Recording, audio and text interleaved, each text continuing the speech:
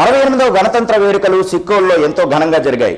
భారత రాజ్యాంగం అమల్లోకి వచ్చిన రోజు కావడంతో పాటు దేశం సర్వసత్తాక సార్వభౌమ గణతంత్ర లౌకిక ప్రజాస్వామ్య దేశంగా ఆవిర్భవించిన రోజు అని మాటలతో ప్రసంగాలతో కన్నా సిక్కోలు చిన్నారులు ప్రదర్శనతో చాటి చెప్పారు.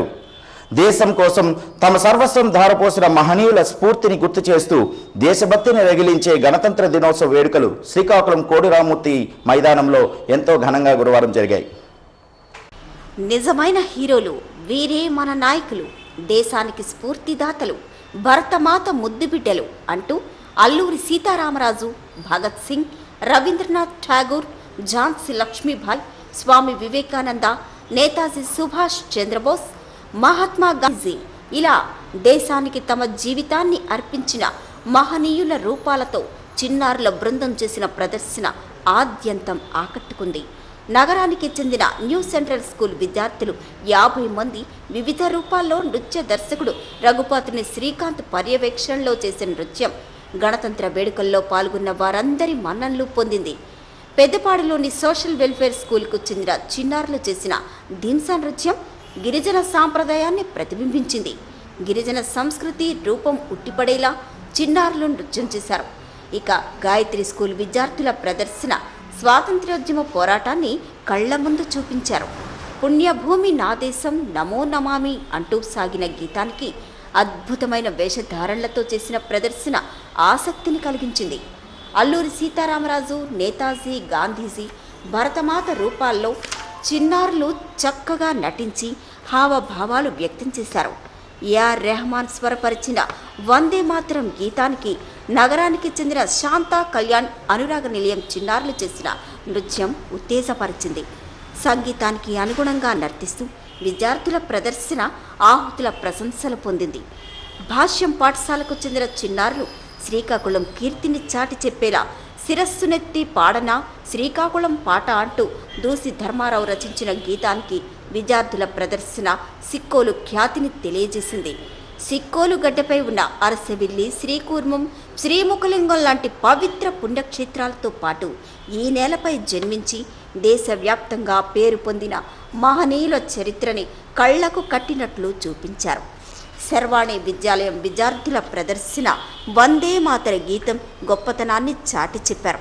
మొత్తంగా గణతంత్ర వేడుకల్లో వివిధ పాఠశాలలకు చెందిన విద్యార్థులు, చిన్నారులు దేశభక్తి రగిలించేలా చేసిన నృత్య ప్రదర్శనలు హైలైట్గా నిలిచాయి. ఇక పోలీస్ శాఖ నిర్వహించిన కవాతు ఆ శాఖ క్రమశిక్షణను తెలియజేసింది. వందలాది మంది పోలీసులు లయబద్ధంగా అడుగులు వేస్తూ చేసిన కవాతుకు ఎన్సీసీ విద్యార్థులు, హోంగార్డులు తోడవడంతో మైదానంలో వీక్షకులు తదేకంగా ఆసక్తిగా వీక్షించారు.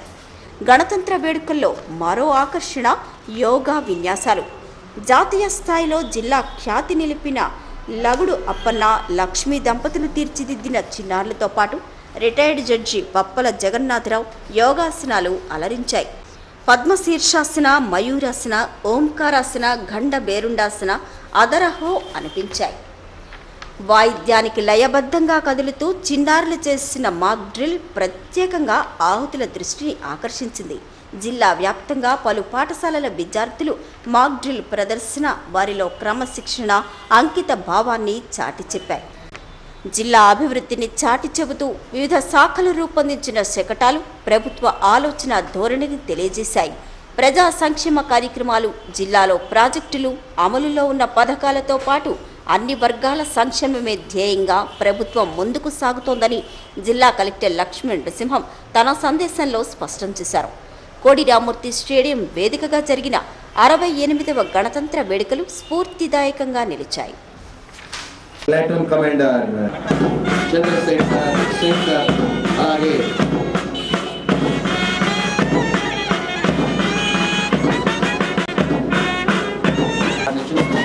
మన జిల్లా పరిపాలనాధికారి జిల్లా కలెక్టర్ డాక్టర్ మాటూరు లక్ష్మీప్రసన్న గారు శాంతి భద్రతా సంరక్షకులు చెబుతూ ఉంది.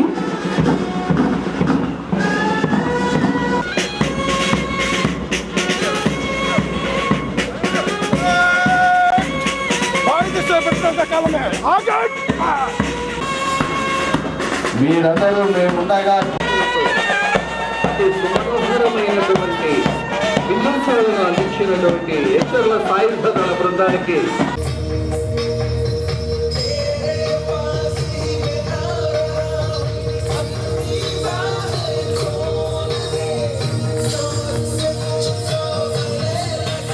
అలాగే గురుకుల సాంఘిక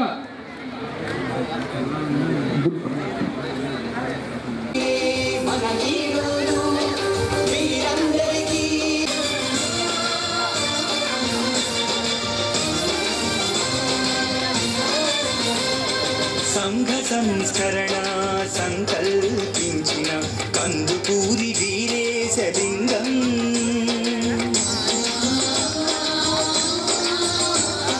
సామాజిక న్యాయం నినదించిన